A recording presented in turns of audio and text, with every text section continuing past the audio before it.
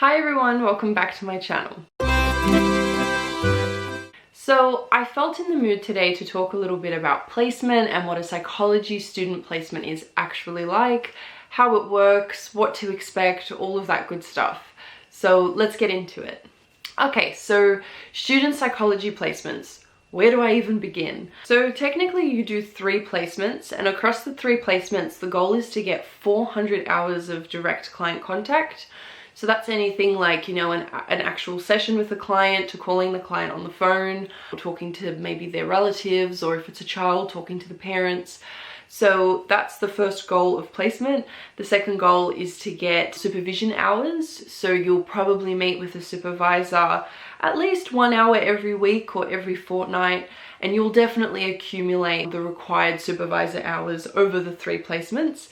If anything, it's more the direct client contact that people are like, oh, like some people might not get that on time. The other goal is that you get 1,000 hours overall. So that's anything related to placement. You've just got to hit that 1,000 hour mark. And yeah, you get 3 placements. Typically, some people do more than 3 placements to meet those requirements so that you can finish your course and apply for general registration. So your very first placement is usually going to be an internal clinic placement. And that means that your university might actually have a student clinic where you can start to work with clients. This is really great because it means that everybody knows it's a student clinic, so there's no pressure on you to perform at like a professional level, and the fees are really low, so there's also no pressure on you to be delivering a service for $200, $300 a session, and it's just a really nice space. In my experience, I was very well supported. There's always a clinical psychologist there ready to go in case anybody needs them for anything, and they set it up really lovely where you have your clinic days and your supervision hour, for the week or for the fortnight is just worked into that. And honestly, in my experience, it ran pretty smoothly.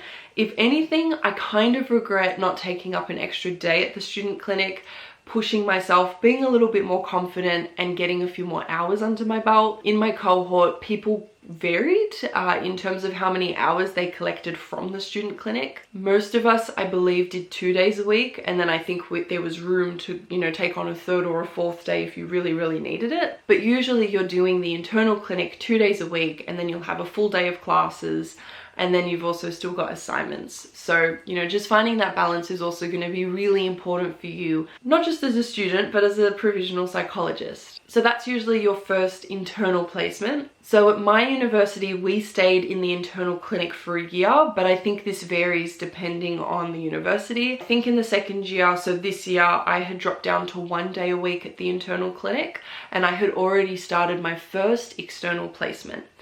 So you do 1 internal placement, and then you typically do around 2 external placements. Some people might do more. Basically, your university's placement coordinator will surely, I'm assuming at all universities, make contact and email out placements that are basically looking for students. And as soon as you get those emails, you send in your resume and you apply, and then hopefully you get an interview. And I know people stress out a lot about getting placements because they are competitive. And I know that some clinical programs are taking, even more students now. So I guess it's going to become somewhat more competitive. But at the end of the day, as long as you're just proactive, you're applying to everything, I'm sure that your placement coordinator will absolutely step in and help you. If it's like, hey, I don't have anything, I'm struggling, what do I do? Because placement coordinators might also have contacts of their own and be able to just, source something out for you. So that's usually the structure, that's usually the process of finding a placement. I personally wouldn't worry about it too much. I think that, again, if you're struggling, reach out for support. But it's pretty understood that you're gonna start getting emails that are like, hey, Headspace, applications are open, send through your resume, and you just do that and fingers crossed you get something. Whether you get a placement that is your first preference is a completely different story, but just accept that placements are there to give you experience, and it can also be really good experience to work somewhere and be like, I am not enjoying this, I do not want to do this after I graduate. It can actually be nice to know what you don't want to do as opposed to just understanding what you do want to do. I've had the experience of going to a placement and being like, this is fantastic, it absolutely suits me, and I want to do this after I graduate. And I've been to a placement where I'm like, no, I do not want to do this, but I wouldn't have known that. And how nice to have had that experience where the stakes are kind of low because I'm not a paid employee. That's one way to look at it. But basically, just be very open-minded when you're applying for placements, and you know, all experience is genuinely good experience. Some placements might be a little bit tougher than others, but if they are, it's probably going to set you up with skills that are going to make your life as a psychologist a lot easier after you graduate. So your external placements could be anywhere. It could be, you know, in public health, it could be private practices. Private practices they get interesting reviews. So like our program coordinator was kind of like, don't do 2 private practice placements. Try to get, you know, 2 different type of placements. And I think it's because in private, and I had a failed private practice placement. I was supposed to attend one. I lasted like a day and a half, and it was clear they just didn't have the supports for me. So I had to jump ship, and I just contacted my placement coordinator straight away. And I was like, this isn't working. There's no proper supervision. I feel really unsupported. And then we worked together to try and get me a new placement, which was fine. It put me back a little bit, but it was fine. It worked out. And now I'm at a placement that's actually really great and positive, and I'm learning so much. So there's a little insight that sometimes placements might not work out. And just to be clear, that was a placement I sourced myself. Sometimes you get the option of, if you can find a place, the university and the company can just like work out an agreement, and then you can, you know, do placement there. So that was not a place that was set up with the university. My fault, my bad. So don't think that that's how all private practices are going to be. But generally, the feedback that, you know, I had heard from other people who did private practice placements was just things like, you are more independent and there's less socialization with other psychologists. Now, again, might suit you really well, so don't hear that and go, no, that sounds terrible. Some people didn't like it. Other people did, because they were like, oh, it suits my personality. Like, I just go in, do what I gotta do, and I leave. You know, that's gonna make you a bit more independent and self-sufficient, as opposed to another placement where there might be a little bit more hand-holding. So different types of placements. It's really exciting that everybody does end up in different areas, because it's cool to hear where your peers are and sort of get different perspectives. When you're on placement, you more than likely, I mean, again, probably some exceptions, but it's probably just like those cases of it's really bad luck that you ended up somewhere not like this. But your placement should be very, very supportive. So because you're a provisional psychologist, you will have a supervisor. You will work with your supervisor quite closely, and you'll also have meetings with your supervisor to receive supervision for 1 hour a week or fortnightly. These are really good because this is when you can sit down, you can be like, I don't know what to do with this client, I'm really lost. You can role play like strategies, which I know we don't like role plays, but trust me, when you're on placement, supervision role plays become really foundational and you enjoy them. The hardest thing is actually that at some point your supervisor is going to want to observe you practicing. Now, some placements have it where you can just record this and then they watch the video and delete it.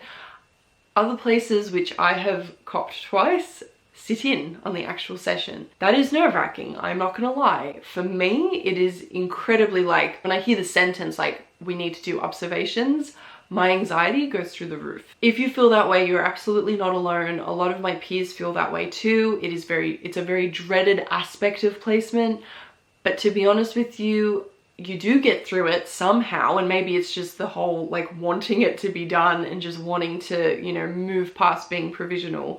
You do get past it. You don't really have as many observations. Like on my last placement, I think I had 2 or 3.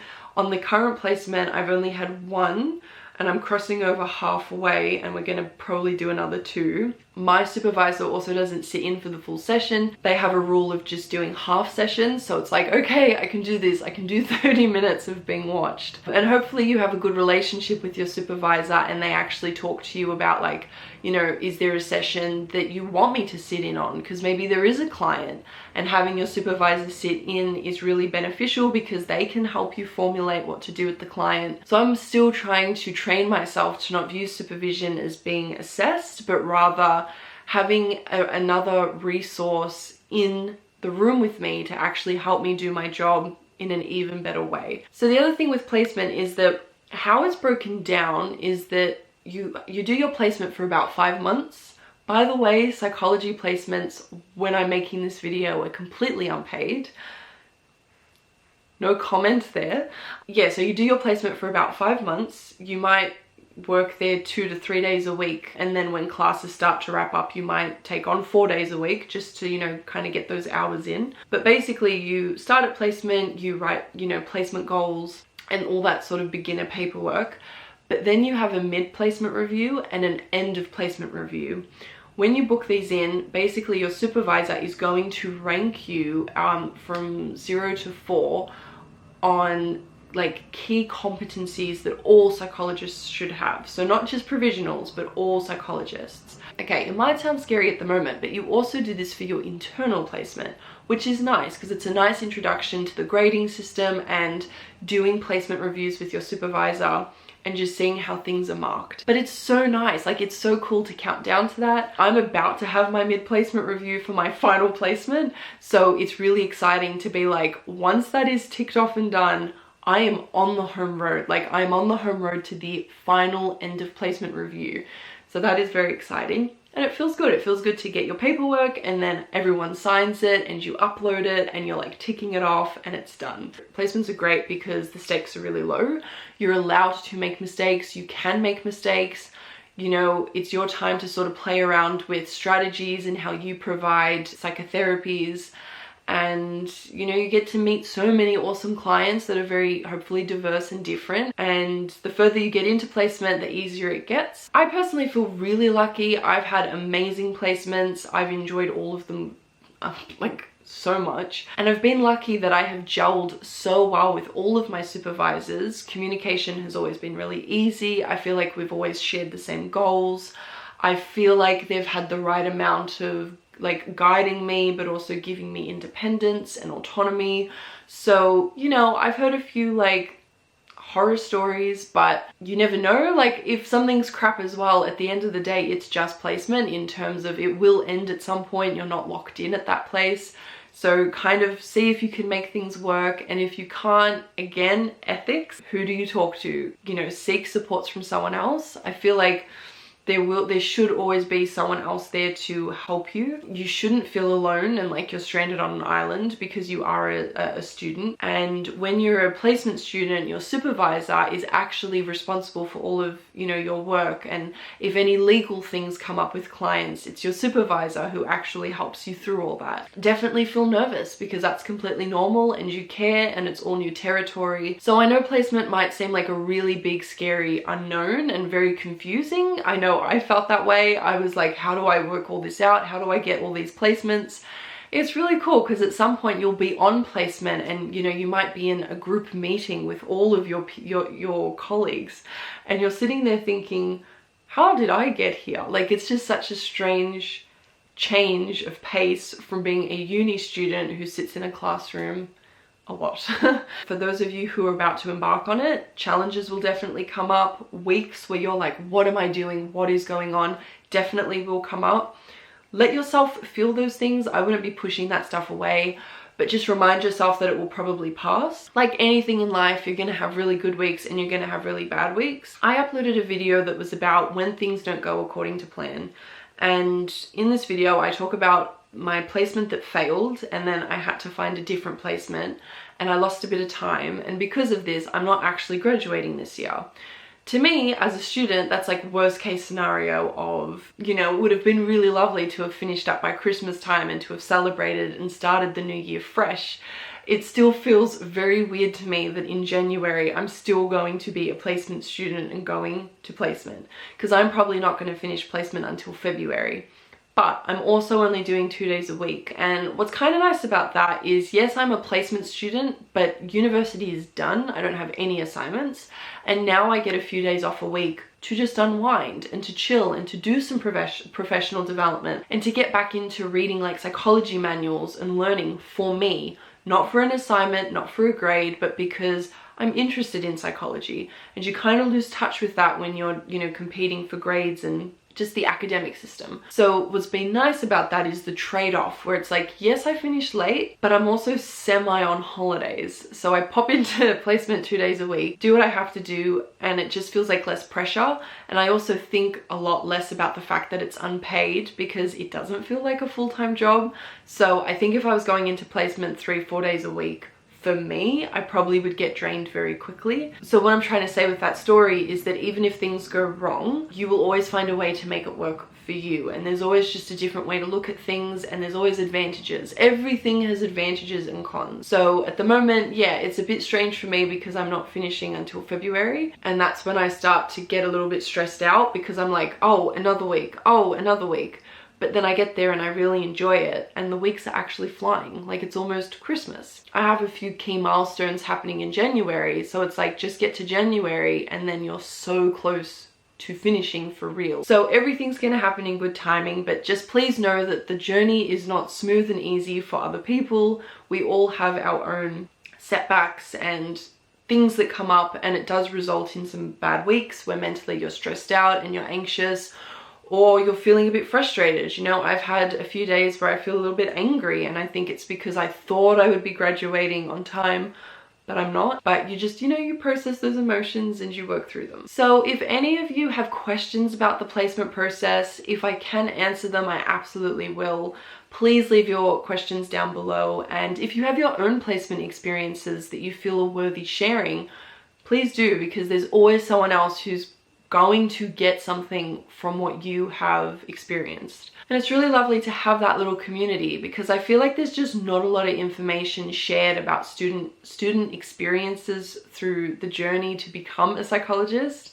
And it's the one thing where it's like, maybe people should know what they're getting themselves into and what it looks like, and that it's okay to feel negative at times. I'm not a big believer in like, quit something because it's stressful, because it's like, well, you fluctuate. Like, it's stressful and then you reap the benefits. And if things were so easy to get, would they even be worthwhile? Would they be meaningful?